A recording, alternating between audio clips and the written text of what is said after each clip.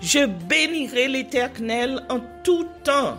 Ses louanges seront toujours dans ma bouche.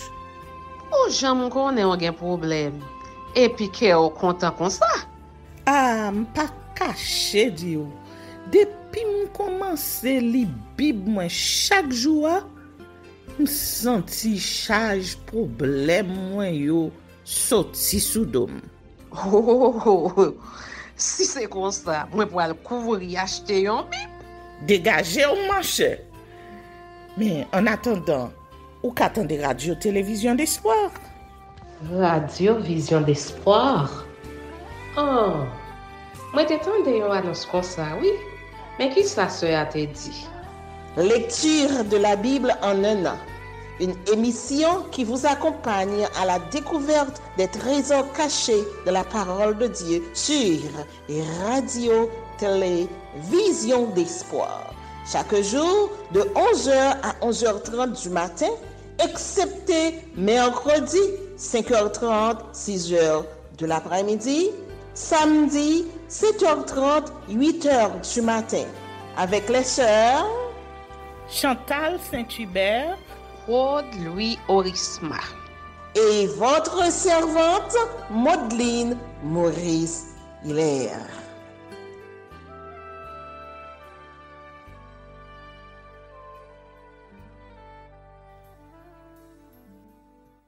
Saint-Esprit de Dieu, fais-nous la grâce de jouir de ta présence durant cette lecture qui enseigne, convainc, corrige, instruit et qui sauve. Au nom de Jésus. Amen. Lévitique, chapitre 27. Les vœux et les dîmes. L'Éternel parla à Moïse et dit, « Parle aux enfants d'Israël, et tu leur diras, lorsqu'on fera des vœux, s'il s'agit de personnes, elles seront à l'Éternel d'après ton estimation. Si tu as à faire l'estimation d'un mâle de 20 à 60 ans, ton estimation sera de 50 cycles d'argent, selon le cycle du sanctuaire. Si c'est une femme, ton estimation sera de 30 cycles. De 5 à 20 ans, ton estimation sera de 20 cycles pour un mâle et de 10 cycles pour une fille. D'un mois à 5 ans, ton estimation sera de 5 cycles d'argent pour un mâle et de 3 cycles d'argent pour une fille. De 60 ans et au-dessus, ton estimation sera de 15 cycles pour un mâle et de 10 cycles pour une femme. Si celui qui a fait le vœu est trop pauvre pour payer ton estimation, on le présentera au sacrificateur qui le taxera et le sacrificateur fera une estimation en rapport avec les ressources de cet homme. S'il s'agit d'animaux qui peuvent être offerts en sacrifice à l'Éternel, tout animal qu'on donnera à l'Éternel sera chose sainte. On ne le changera point et l'on n'en mettra point un mauvais à la place d'un bon, ni un bon à la place d'un mauvais. Si l'on remplace un animal par un autre, ils seront l'un et l'autre choses saintes. S'il s'agit d'animaux impurs qui ne peuvent être offerts en sacrifice à l'Éternel, on présentera l'animal au sacrificateur qui en fera l'estimation selon qu'il sera bon ou mauvais, et l'encens rapportera à l'estimation du sacrificateur. Si on veut le racheter, on ajoutera 1/5 à son estimation. Si quelqu'un sanctifie sa maison en la consacrant à l'Éternel, le sacrificateur en fera l'estimation selon qu'elle sera bonne ou mauvaise, et l'on s'en tiendra à l'estimation du sacrificateur. Si celui qui a sanctifié sa maison veut la racheter, il ajoutera 1/5 au prix de son estimation, et elle sera à lui. Si quelqu'un sanctifie à l'Éternel un champ de sa propriété, son estimation sera en rapport avec la quantité de semences. 50 cycles d'argent pour un homère de semences d'orge. Si c'est des années du jubilé qu'il sanctifie son champ, on s'en tiendra à ton estimation. Si c'est après le jubilé qu'il sanctifie son champ, le sacrificateur en évaluera le prix à raison du nombre d'années qui restent jusqu'au jubilé, et il sera fait une réduction sur ton estimation. Si celui qui a sanctifié son champ veut le racheter, il ajoutera 1/5 au prix de ton estimation, et le champ lui restera. S'il ne rachète point le champ, et qu'on le vende à un autre homme, il ne pourra plus être racheté. Et quand l'acquéreur en sortira au jubilé, ce champ sera consacré à l'Éternel comme un champ qui a été dévoué, il deviendra la propriété du sacrificateur. Si quelqu'un sanctifie à l'Éternel un champ qu'il a acquis et qui ne fait point partie de sa propriété, le sacrificateur en évaluera le prix d'après ton estimation jusqu'à l'année du jubilé. Et cet homme paiera le jour même le prix fixé comme étant consacré à l'Éternel. L'année du jubilé, le champ retournera à celui de qui il avait été acheté et de la propriété dont il faisait partie. Toutes les estimations se feront en cycle du sanctuaire. Le cycle est de 20 guéras. Nul ne pourra sanctifier le premier-né de son bétail, lequel appartient déjà à l'Éternel, en sa qualité de premier-né, soit bœuf, soit agneau, il appartient à l'Éternel. S'il s'agit d'un animal impur, on le rachètera au prix de ton estimation, en y ajoutant 1/5. S'il n'est pas racheté, il sera vendu d'après ton estimation. Tout ce qu'un homme dévorera par interdit, tout ce qu'un homme dévouera par interdit à l'Éternel, dans ce qui lui appartient, ne pourra ni se vendre, ni se racheter, que ce soit une personne, un animal ou un champ de sa propriété. Tout ce qui sera dévoué par interdit sera entièrement consacré à l'Éternel. Aucune personne dévouée par interdit ne pourra être rachetée, elle sera mise à mort. Toute dîme de la terre, soit des récoltes de la terre, soit du fruit des arbres, appartient à l'Éternel. C'est une chose consacrée à l'Éternel. Si quelqu'un veut racheter quelque chose de sa dîme, il y ajoutera 1/5. Toute dîme de gros et de menu bétail, de tout ce qui passe sous la houlette, sera une dîme consacrée à l'Éternel. On n'examinera point si l'animal est bon ou mauvais, et l'on ne fera point d'échange. Si l'on remplace un animal par un autre, ils seront l'un et l'autre choses saintes et ne pourront être rachetés. Tels sont les commandements que l'Éternel donna à Moïse pour les enfants d'Israël sur la montagne de Sinaï.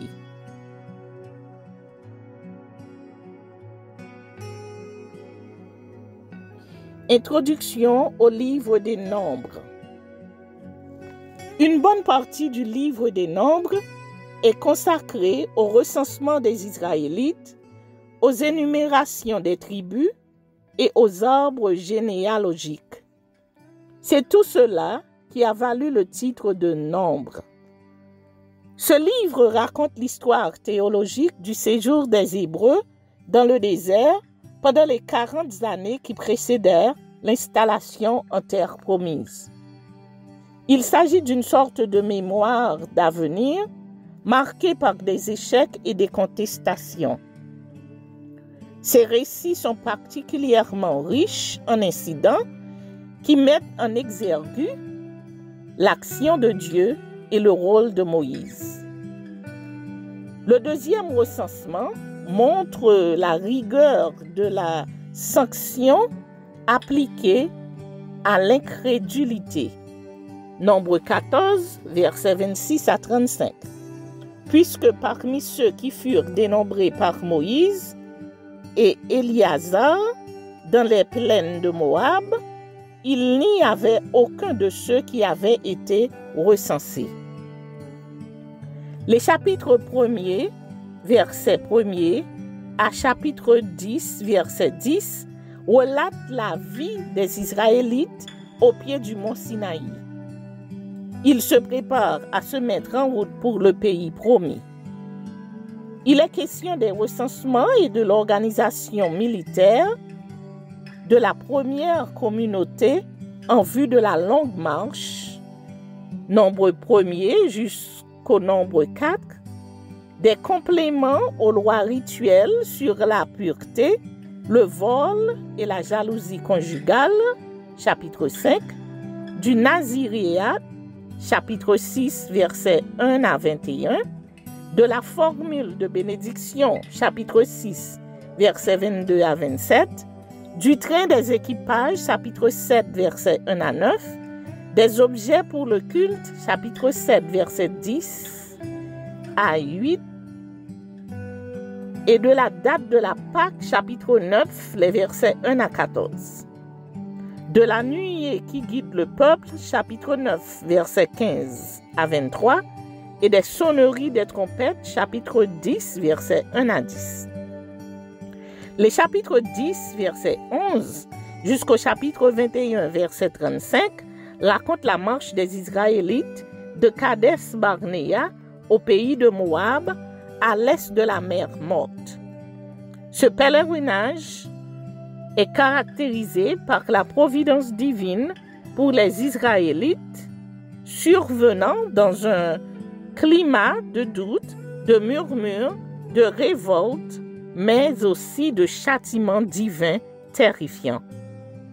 Le peuple est en route vers Moab, chapitre 10, verset 11 jusqu'au verset 36. C'est un parcours jalonné de crises, de feu de Dieu avec la contestation de Moïse, chapitre 11 et 12. La mission des 12 éclaireurs, chapitre 13. Le défaitisme, puis 40 ans de punition pour incrédulité, chapitre 14, les offrandes végétales, l'expiation des fautes involontaires, le sabbat et les franges, chapitre 15, la nouvelle contestation de Corée, chapitre 16 et 17, le statut des sacrificateurs et des Lévites, chapitre 18, la vache rousse, chapitre 19, la querelle de Mériba, la mort de Myriam, Marie et d'Aaron, chapitre 20, un succès militaire à Horma, chapitre 21, les versets 1 à 4, les protestations, l'incident du serpent d'airain, chapitre 21, les versets 5 à 9.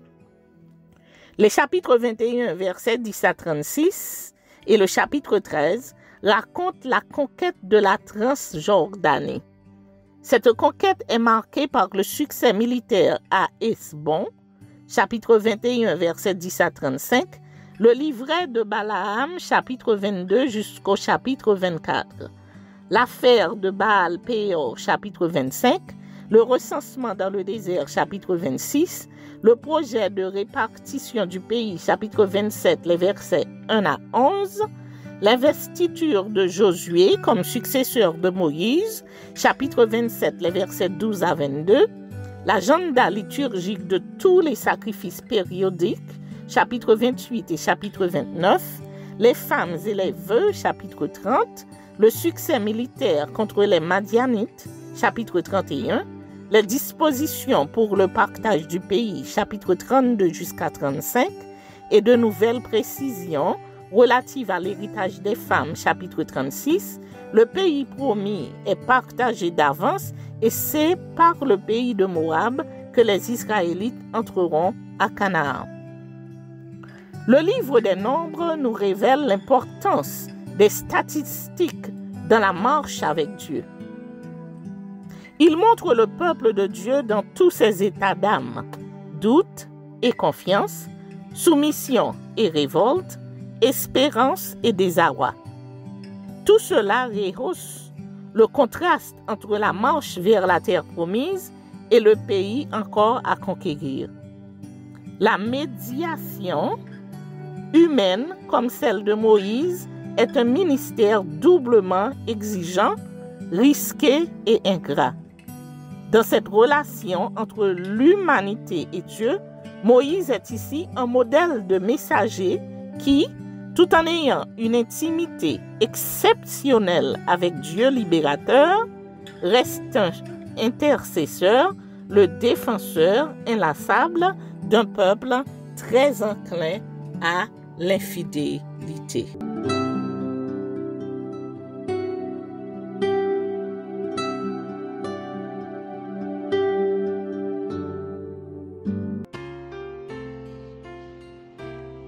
Proverbe chapitre 2.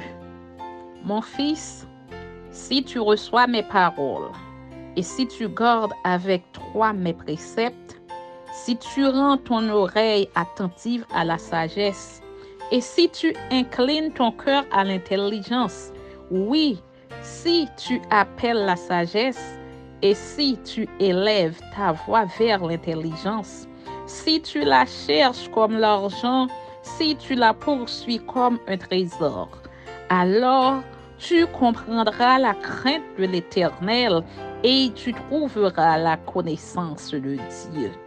Car l'Éternel donne la sagesse, de sa bouche sortent la connaissance et l'intelligence. Il tient en réserve le salut pour les hommes droits, un bouclier pour ceux qui marchent dans l'intégrité, en protégeant les sentiers de la justice et en gardant la voie de ses fidèles. Alors tu comprendras la justice, l'équité, la droiture, toutes les routes qui mènent au bien. Car la sagesse viendra dans ton cœur et la connaissance fera les délices de ton âme. La réflexion veillera sur toi, l'intelligence te gardera pour te délivrer de la voie du mal, de l'homme qui tient des discours pervers, de ceux qui abandonnent les sentiers de la droiture, afin de marcher dans des chemins ténébreux, qui trouvent de la jouissance à faire le mal, qui mettent leur plaisir dans la perversité, qui suivent des sentiers détournés et qui prennent des routes tortueuses pour te délivrer de la femme étrangère, de l'étrangère qui emploie des paroles doucereuses, qui abandonne l'ami de sa jeunesse et qui oublie l'alliance de son Dieu. Car sa maison penche vers la mort et sa route mène chez les morts. Aucun de ceux qui vont à elle ne revient et ne retrouve les sentiers de la vie. Tu marcheras ainsi dans la voie des gens de bien, tu garderas les sentiers des justes. Car les hommes droits habiteront le pays, les hommes intègres y resteront.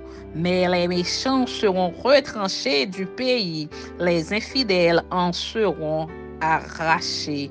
Amen.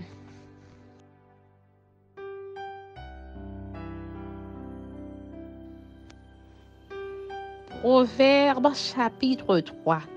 Mon fils, n'oublie pas mes enseignements et que ton cœur garde mes préceptes, car ils prolongeront les jours et les années de ta vie et ils augmenteront ta paix. Que la bonté et la fidélité ne t'abandonnent pas. Lis-les à ton cou, écris-les sur la table de ton cœur. Tu acquerras ainsi de la grâce et une raison saine aux yeux de Dieu et des hommes. Confie-toi en l'Éternel de tout ton cœur et ne t'appuie pas sur ta sagesse. Reconnais-le dans toutes tes voies et il aplanira tes sentiers. Ne sois point sage à tes propres yeux. Crains l'Éternel et détourne-toi du mal. Ce sera la santé pour tes muscles et un rafraîchissement pour tes os. Honore l'Éternel avec les biens et avec les prémices de tout ton revenu. Alors tes greniers seront remplis d'abondance et tes cuves regorgeront de mou. Mon fils, ne méprise pas la correction de l'Éternel et ne t'effraie point de ses châtiments. Car l'Éternel châtie celui qu'il aime, comme un père l'enfant qu'il chérit. Heureux l'homme qui a trouvé la sagesse et qui possède l'intelligence. Et le gain qu'elle procure est préférable à celui de l'argent, et le profit qu'on en tire vaut mieux que l'or. Elle est plus précieuse que les perles, elle a plus de valeur que tous les objets de prix. Dans sa droite est une longue vie, dans sa gauche la richesse et la gloire. Ses voies sont des voies agréables, et tous ses sentiers sont paisibles. Elle est un arbre de vie pour ceux qui la saisissent, et ceux qui la possèdent sont heureux. C'est par la sagesse que l'Éternel a fondé la terre, c'est par l'intelligence qu'il a affermi les cieux. C'est par sa science que les abîmes se sont ouverts et que les nuages distillent la rosée. Mon fils, que ces enseignements ne s'éloignent pas de tes yeux. Garde la sagesse et la réflexion. Elles seront la vie de ton âme et l'ornement de ton cou. Alors tu marcheras avec assurance dans ton chemin et ton pied ne heurtera pas. Si tu te couches, tu seras sans crainte. Et quand tu seras couché, ton sommeil sera doux. Ne redoute ni une terreur soudaine, ni une attaque de la part des méchants. Car l'Éternel sera ton assurance et il préservera ton pied de toute embûche. Ne refuse pas un bienfait à celui qui y a droit, quand tu as le pouvoir de l'accorder. Ne dis pas à ton prochain, va et reviens, demain je donnerai, quand tu as de quoi donner. Ne médite pas le mal contre ton prochain lorsqu'il demeure tranquillement près de toi. Ne conteste pas sans motif avec quelqu'un lorsqu'il ne t'a point fait de mal. Ne porte pas envie à l'homme violent et ne choisis aucune de ses voies. Car l'Éternel a en horreur les hommes pervers, mais il est un ami pour les hommes droits. La malédiction de l'Éternel est dans la maison du méchant, mais il bénit la demeure des justes. Il se moque des moqueurs, mais il fait grâce aux humbles. Les sages hériteront la gloire, mais les insensés ont la honte en partage. Amen.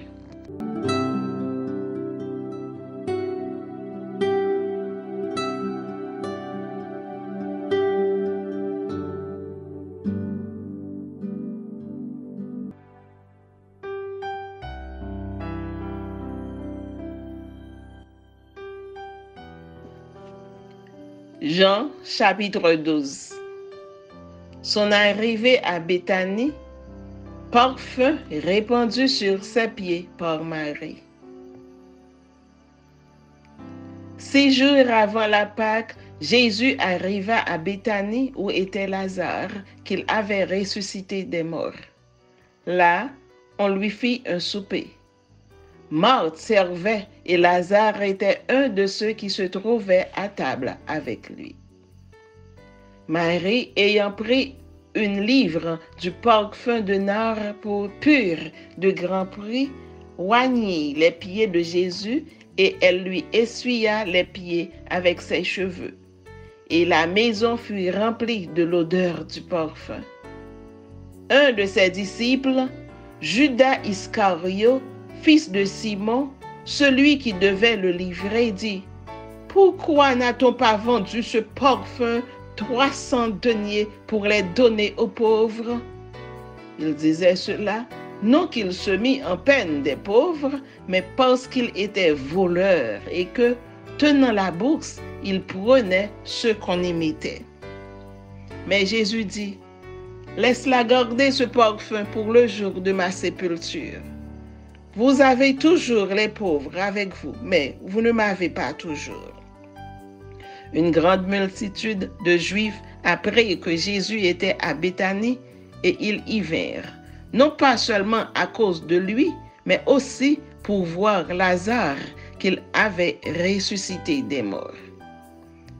Les principaux sacrificateurs délibérèrent de faire mourir aussi Lazare, parce que beaucoup de Juifs se retiraient d'eux à cause de lui et croyaient en Jésus. Entrée de Jésus à Jérusalem. Le lendemain, une foule nombreuse de gens venus à la fête, ayant entendu dire que Jésus se rendait à Jérusalem, prirent des branches de palmier et allèrent au-devant de lui en criant « Hosanna ! Béni soit celui qui vient au nom du Seigneur, le roi d'Israël. » Jésus trouva un ânon et s'assit dessus selon ce qui est écrit. « Ne crains point, fille de Sion, voici, ton roi vient, assis sur le petit d'une ânesse. » Ses disciples ne comprirent pas d'abord ces choses, mais lorsque Jésus eut été glorifié, ils se souvinrent qu'elles étaient écrites de lui et qu'il les avait accomplies à son égard. Tous ceux qui étaient avec Jésus, quand il appela Lazare du sépulcre et le ressuscita des morts, lui rendaient témoignage, et la foule vint au-devant de lui parce qu'elle avait appris qu'il avait fait ce miracle. Les pharisiens se dirent donc les uns aux autres, « Vous voyez que vous ne gagnez rien. Voici, le monde est allé après lui. » Jésus parle de sa mort prochaine. Quelques Grecs, du nombre de ceux qui étaient montés pour adorer pendant la fête, s'adressèrent à Philippe de Bethsaïda en Galilée et lui dirent avec instance, « Seigneur, nous voudrions voir Jésus. » Philippe alla le dire à André, puis André et Philippe le dirent à Jésus. Jésus leur répondit, « L'heure est venue où le Fils de l'homme doit être glorifié. En vérité, je vous le dis, si le grain de blé qui est tombé en terre ne meurt, il reste seul. Mais s'il meurt, il porte beaucoup de fruits. Celui qui aime sa vie la perdra, et celui qui hait sa vie dans ce monde la conservera pour la vie éternelle. Si quelqu'un me sert, qu'il me suive. Et là où je suis, là aussi sera mon serviteur. Si quelqu'un me sert, le Père l'honorera. Maintenant, mon âme est troublée, et que dirai-je? Père, délivre-moi de cette heure. Mais c'est pour cela que je suis venu jusqu'à cette heure. Père, glorifie ton nom. Et une voix vint du ciel. Je l'ai glorifié et je le glorifierai encore. La foule qui était là et qui avait entendu disait que c'était un tonnerre. D'autres disaient, un ange lui a parlé. Jésus dit, ce n'est pas à cause de moi que cette voix s'est fait entendre, c'est à cause de vous. Maintenant a lieu le jugement de ce monde. Maintenant le prince de ce monde sera jeté dehors. Et moi, quand j'aurai été enlevé de la terre, j'attirerai tous les hommes à moi. En parlant ainsi, il indiquait de quelle mort il devait mourir. La foule lui répondit, « Nous avons appris par la loi que le Christ demeure éternellement. Comment donc dis-tu, il faut que le Fils de l'homme soit élevé? Qui est ce Fils de l'homme? » Jésus leur dit, « La lumière est encore pour un peu de temps au milieu de vous. Marchez pendant que vous avez la lumière, afin que les ténèbres ne vous surprennent point. Celui qui marche dans les ténèbres ne sait où il va. Pendant que vous avez la lumière, croyez en la lumière, afin que vous soyez des enfants de lumière. » Incrédulité des Juifs. Jésus dit ces choses, puis il s'en alla et se cacha loin d'eux. Malgré tant de miracles qu'il avait faits en leur présence, ils ne croyaient pas en lui. afin que s'accomplisse la parole qu'Ésaïe, le prophète, a prononcée. Seigneur, qui a cru à notre prédication et à qui le bras du Seigneur a-t-il été révélé? Aussi ne pouvait-il croire parce qu'Ésaïe a dit encore, il a aveuglé leurs yeux et il a endurci leur cœur, de peur qu'ils ne voient des yeux, qu'ils ne comprennent du cœur, qu'ils ne se convertissent et que je ne les guérisse.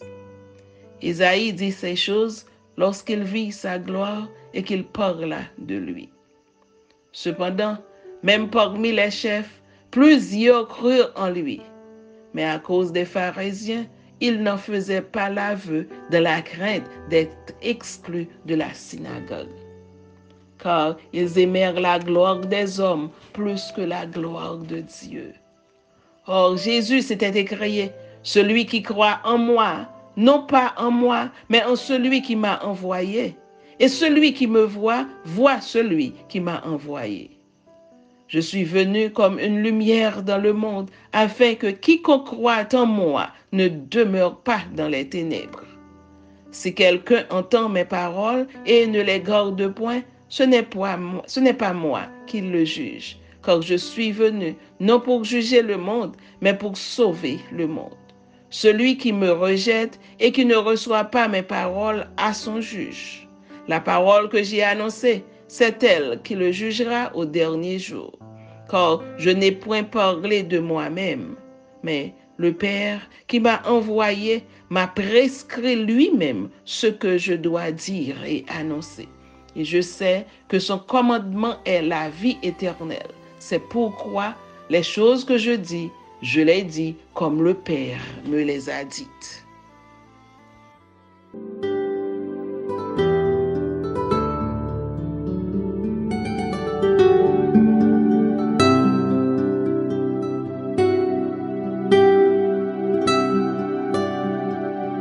Merci Seigneur de nous donner le discernement dans la lecture de ta parole, que nous y prêtions attention afin d'appliquer notre cœur à la sagesse. Amen. Que celui qui a des oreilles pour entendre, entende, et que celui qui lit fasse attention.